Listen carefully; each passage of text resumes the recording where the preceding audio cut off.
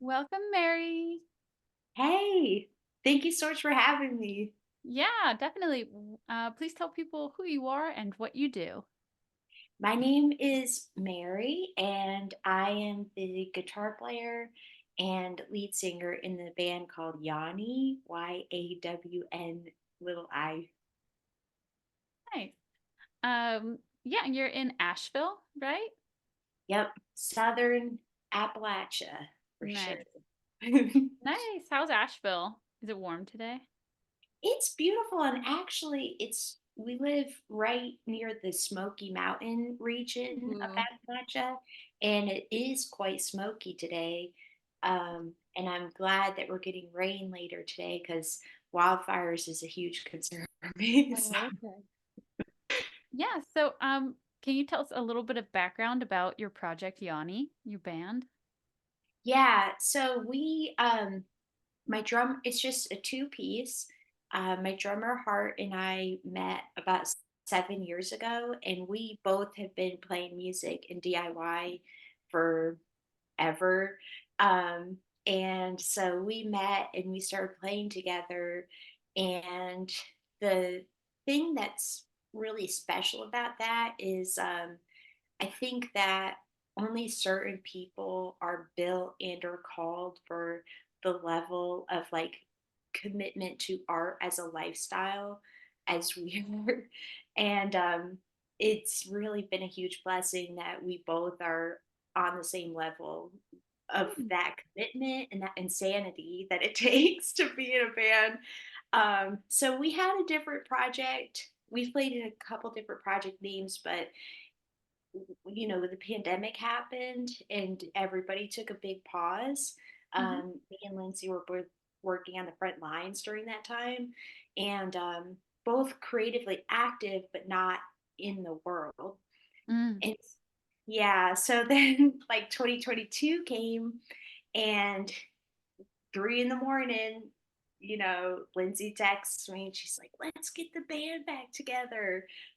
Lindsay changed their name to Hart, so sometimes I refer to them as Lindsay, but the Hart and Lindsay are the same person. Okay. um, and I was working night shift, and she was working night shift. She's like, "Let's get the band back together," and I was like, "Yeah!" And so that's pretty much been the catalyst for Yanni as a project. Nice. So, when did you first realize that you loved rock music and you wanted to create more of it?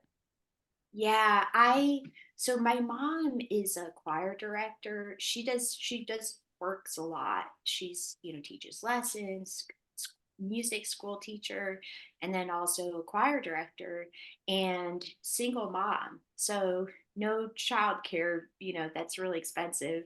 So Wow. I would be at church like 7 days a week just hanging out. And she was nice enough to let me sit in the car and listen to the radio, and I would listen to specific, like lots of classic rock, lots of rock. But really, the thing that elevated me was like Jimi Hendrix. Hmm. And there was and Jimi Hendrix described himself as electric church music. Hmm. Those were his words. And I didn't need somebody to tell me that. As a small child, when I heard Jimi Hendrix play guitar, it was like, this is electric church music. I was like, yes, this is a spirit. And I just thought the thing that's really weird about being a woman in music is that there weren't a lot of examples on the radio of women playing. You Hmm. heard sometimes women singing, Mm. no, but it wasn't really about them playing. And I didn't as a little girl, I wasn't like, I want to date Jimi Hendrix. I want to marry. No, I wanted to be Jimi Hendrix, And so that would be, I would say, like definitely the strong start for me. Nice. Um, that is a really cool story. My dad was a pipe organist, and Oh, so yeah, yeah, I yeah. Yeah, I mean, rock and roll has gospel roots, so Yeah. often I think that that's an inlet for a lot of people all throughout history. Church music. Um, I wish he would have let me listen to the radio though, because pipe organ music is a super dry and rhythmless soundtrack for a childhood. Yeah. But if your music were a movie soundtrack, what would the movie be about? You know, I just want to say for the record though, there are some really great organs solos in rock music, and True. pipe organs are the only instrument that I can think of that are built into a building. So that's kind of cool. Hmm. Yeah. I can't think of any that are built as a part of the structure besides those. Maybe like a massive gong somewhere and it's Yeah. But if as far as movies go, there's that scene in Kill Bill where she gets buried alive, and then she's like pushing her way like out of her own grave. I think you know that if it was like long form, like just that scene, pretty much, I feel like that's kind of what our music is. oh my gosh. Yeah, actually, if you were going to describe your music by comparing it to maybe like one or two other bands, which ones do you think that your band sounds like? Last night we got compared to the Yeah Yeah Yeahs. Okay. It's very actually that's pretty dead on in terms of we are, we don't have a bass player.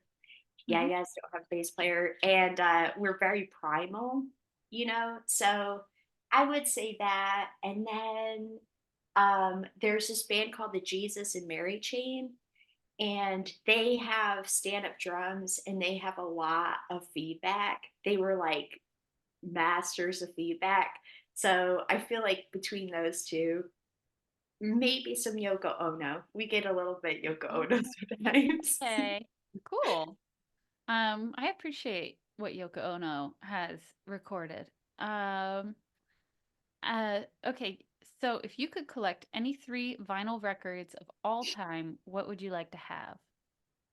Yeah, I was actually sending a text message back and forth this morning with my brother. He is a musical savant for real, and he had a band when we were young called Anisette, and they like didn't get good recordings, and it was like this very particular moment of like being young and insanely talented and grappling with a lot of like in within the band, like mental health issues, substance abuse issues, and then being young, like men, like male people in like when they're like 18, 25, like that Mhm. they're like a danger to society, Mhm. like Probably ship chemically. them to other countries to go kill each other. But anyway, go on. Yeah. Yeah, and so but it was like magical, the music that they were making, because it was really they really committed all that into it. So if I could have that on vinyl, I really would. Um, I love the Mars Volta. That's like a pretty achievable thing for me to get a Mars Volta vinyl. And I also really loved At the Drive-In, which was like their more melodic, emotional precursor. Hmm. Okay, cool. If you could play a world tour with any three bands alive today, who would you choose? And is there a city that you'd like to play most of all? Yeah, I would say either At the Drive-In or Mars Volta, because they're the same members of the band, but they have reinvented and reinvigorated both those bands at times and then put them back to bed. So then Turnstile, my drummer, she loves Turnstile. And I love Turnstile too. So I would say Turnstile. And then the last one, because I want to harken back a little bit. So part of me wants to say Crazy Horse, but for like Hmm.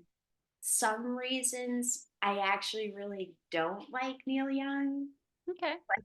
It's almost like having daddy issues where it's like, I love you, you created me, but because I know you so well, I understand how flawed you are.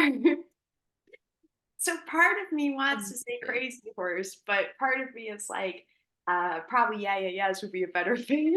Oh my God, that is the most amazing thing I've ever heard anyone say on this channel. That like to describe your dynamic to like a male rock star and that you love and have like complicated feelings about as daddy issues. That is so clever. I gotta think about like who I have daddy issues for. That is so funny. Oh my God. Okay. All right. So looking back on all these creative ventures, what was a big decision you made that turned out to be a great choice? Yeah, probably moving to the Asheville area.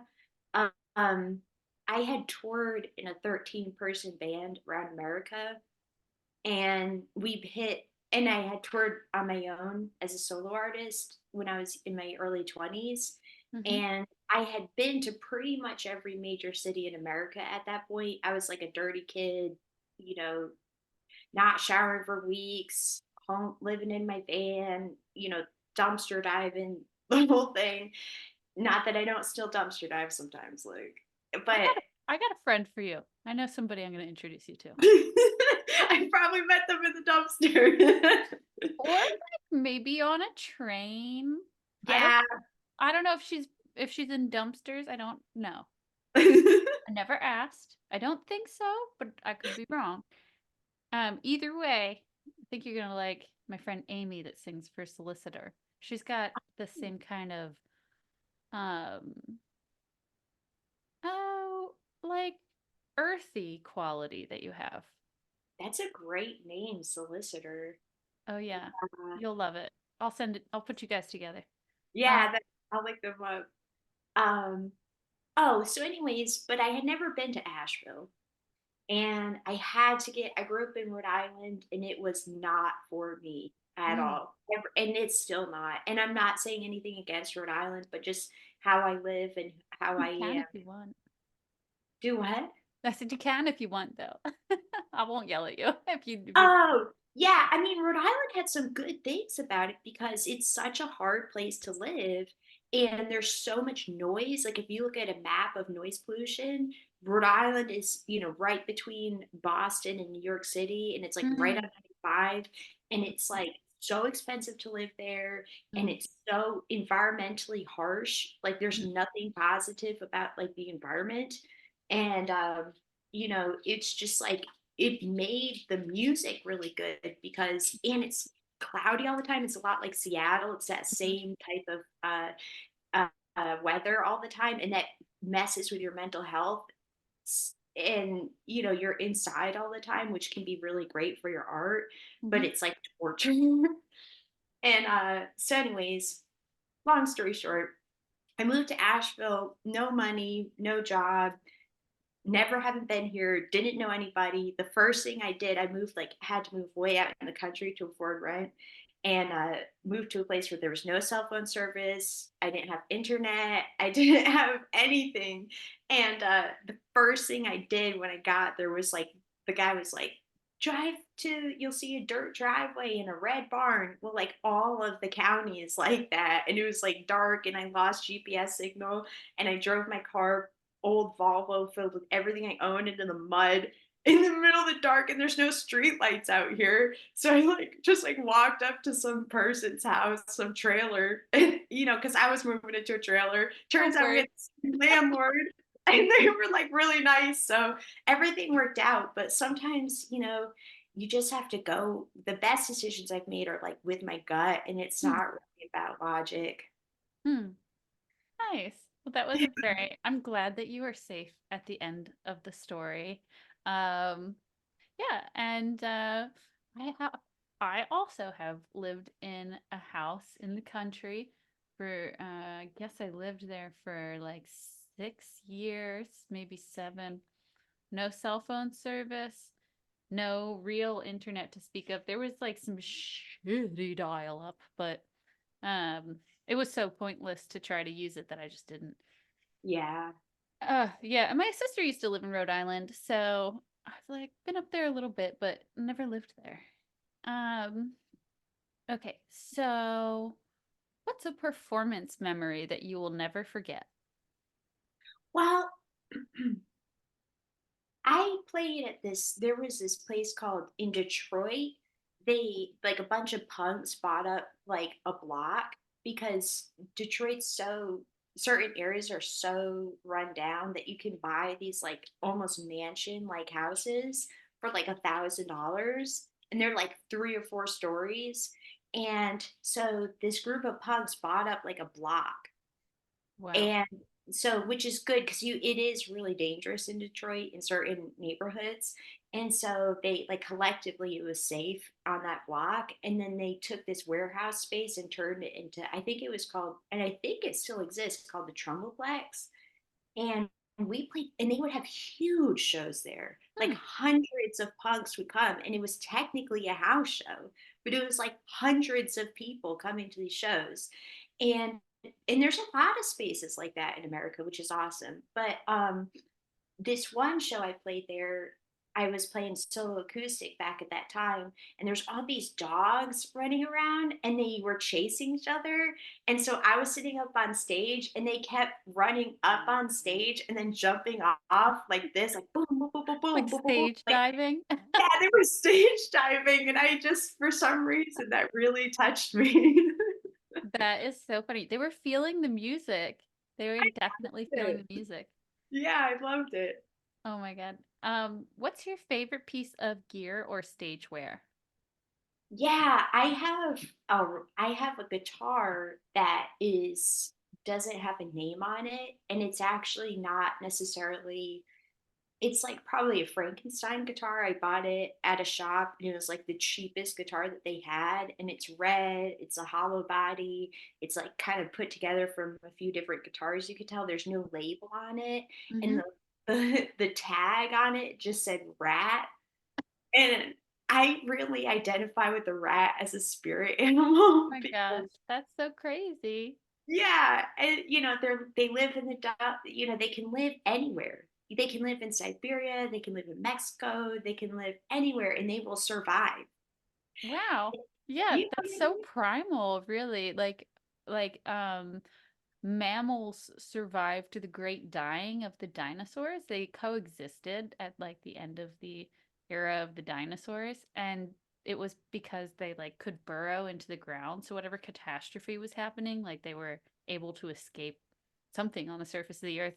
And like birds also like were able to get up in the air. So I do think that like it's very like primordial to be like a rat spirit. You're ancient, wise, the wise rat. So it's really funny too because I literally was just talking to Riley from Castle Rat before I started talking to you today. So it's like the day yeah, of the rat. yeah. Whoa, that's sick. I wonder what else is gonna happen with rats today. I feel like I'm like on a rat adventure. Yeah. Um anyway, so yeah, so the guitar named Rat. Yeah, it's a good and it's got a whammy bar, which I really like, and the intonation above the 12th fret is totally off, and I really like bending notes, and, like, so that's really I like being out of tune sometimes. I like kinda going there, that's part of my expression, so, for me, it's been a really great instrument. That's amazing. That's kind of like a sort of jazzy sentiment to be like intentionally like experimental with your tone and everything. Um okay, so do you have any new announcements about your music or performances? Yes, my drummer Hart and we and YAWNi are going on tour across America. We are playing 29 shows in 31 days. Wow. Yeah, I'm really excited, and You're it's doing all that. Amazing. Like how are you going in a van? Yeah, I bought a Sprinter van. It's an old Sprinter van, but it the door literally pretty much almost fell off the other day, but I greased it up with some WD-40 and got a hammer on it. Oh my gosh, it's giving the what's the vibe? Oh man. 1978 Dodge Challenger SRT8 with the doors welded shut. Like, Oh, it does have a Dodge body. Sure it does. oh, Starsky and Hutch, right? They're the ones that had that car, isn't it? Those two? Oh, yeah, maybe, yeah. Oh my God, what are you gonna name this Dodge with the door and everything? It's gotta have like a rock star name, like the Rat Wagon. Well, I the color of it, I kind of believe in synchronicity and precognition stuff because I it happens to me. So I got obsessed with this color called vermilion. Mm-hmm.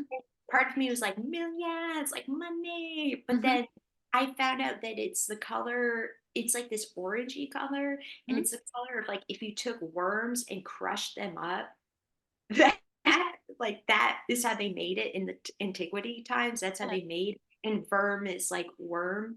And so that's what that color is. And I got obsessed with that color because I was picking out colors for our cassette tapes that we're making. And then I saw the van when I was driving around and it was vermilion color. And I Shut was like, up. I have to get that van, but I thought it'd be too expensive. But because it's 21 years old, it was within my price range. So I got it, and so I think I've been calling it Vermillion, and worms are another great example of resilience. That you can like cut them in half and they just like keep Yeah. going. I wonder how ancient like worms are. I mean, Oh, that's another good like point. how long have worms been on the planet? Oh, and you know what? They're in dumpsters too with rats. I Worms. can't wait to find out what the name of the van is. I was Um, just gonna call it Vermilion. I'm like, oh yeah, yeah, that's amazing. Like anyway, okay, I'm like really fascinated by the van. But so a 29 show tour in 31 days, is that what you said? Yeah, and there's a solar eclipse happening. I thought you'd appreciate this because I could tell just by uh, just by the names of your stuff, I can tell you are probably also an astronomy nerd. And so we base the tour around the solar eclipse that's happening at the beginning Oh of my April. gosh. Wow. Yeah, and That's really we I really want to see the solar eclipse in the actual path of totality. So we're going to be playing in Little Rock, Arkansas on April 8th, which is the day of the solar eclipse. wow. Oh my gosh. I love how this is planned out. I once studied Eastern Baroque architecture in St. Petersburg, Russia, and I like also planned it to be like oriented all around like the sun and the solstice and like planned like being there around that. So I understand. Um Very Yeah. cool. Very cool. And okay, so you're doing a big tour. Anything else? Yeah. So my birthday is the summer solstice. So that resonates with me deeply. And then we're going to be going across America. And we actually just coincidentally will be in the Redwood Forest on Earth Day. Like that just worked out. And yeah, we'll be across America. And then we have a bunch of recordings coming out during that time also.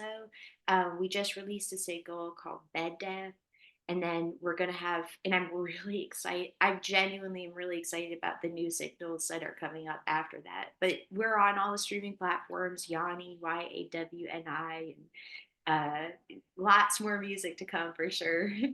Oh my gosh. Cool. Okay, I'm going to hold up two pieces of vinyl. You're going to pick one of the two, and you're going to tell us why you picked it. So, Okay. Kate Bush or From Bobby to Delaney? Oh, I mean, I really would have to go with Kate Bush. She is such a cool artist, and I adore her. So yeah, going with Kate Bush. All right. Um,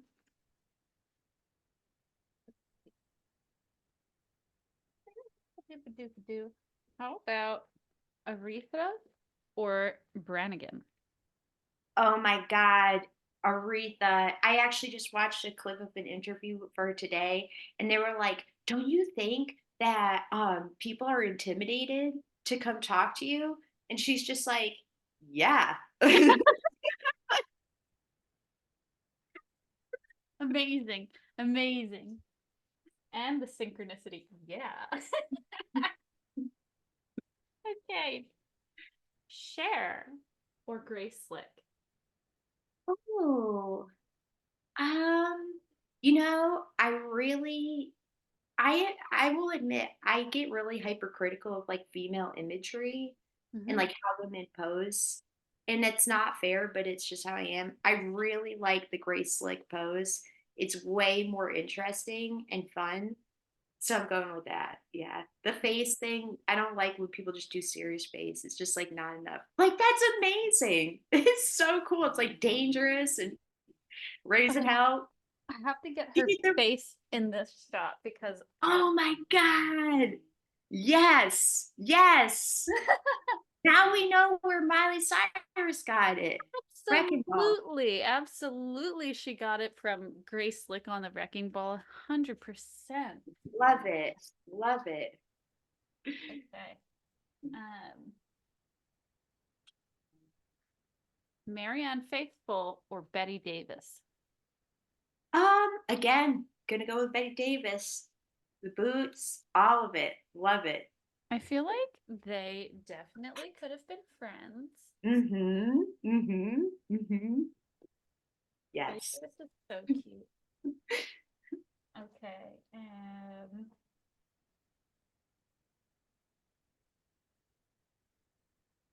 Joan Baez or Tammy Wynette? Ooh. I do like Joan Baez, but I'm gonna go with Tammy Wynette. All right. Why does Tammy win this round? I like her songwriting better. Okay, and I think this is the last one. I might have given you an extra round by accident, but Diane Davidson or Barbara Streisand. Oh, definitely Diane Davidson. That artwork is awesome. Oh my God, I love Diane Davidson so much. I think this is my most played album. Uh, Really? Mountain Mama. yeah, and because I love her cover um, of Carrie, uh, written by Joni Mitchell, but I like the Diane Davidson way better. And she also covers Rocky Top, the Tennessee State theme song. I wish I was on old Rocky Top back in the Tennessee hills. It's not on this, but this one, I think this album also has, oh yeah, Mountain Mama. So it's got the song about the New York guy.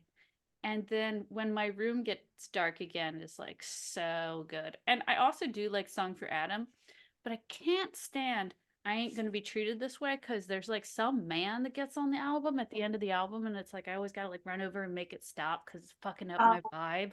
Because yeah. I only listen to female fronted bands. So like Oh, when some man starts serenading, especially an angry song like that one, get out of my house.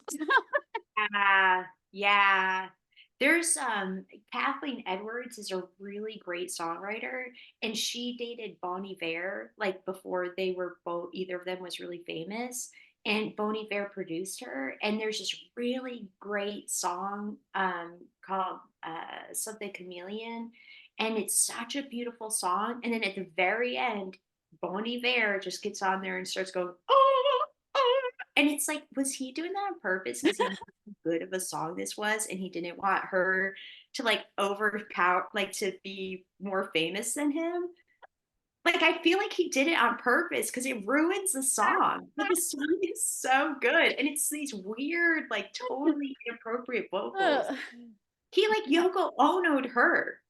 Yeah, I mean, that is yeah, you totally understand what I'm talking about with this song then. Whoa, made my hair crazy. It's like Oh full. yeah. Yeah, Diane Davidson, I freaking love her voice. Just powerful alto. She doesn't do anything too fancy. It's just good. It's just really Yeah, solid. yeah. Yeah. So thank you very much for your time today, Mary. It was super Thank you great so to talk to much. you. Yeah. Pleasure to talk to you. Thank you so much. Yeah, let me know if you're rolling through my area. I'll try Where to come say where hi. is your area? I was trying to figure it out. I'm living in Philadelphia right now, Oh, that no, I that is right. I remember seeing that. Okay, yeah, we got it. Philly's the most punk city in America, for right? real. I've had some really crazy experiences in Philly. I I bet. All right. Bye. Bye. Thank you so much. You're welcome.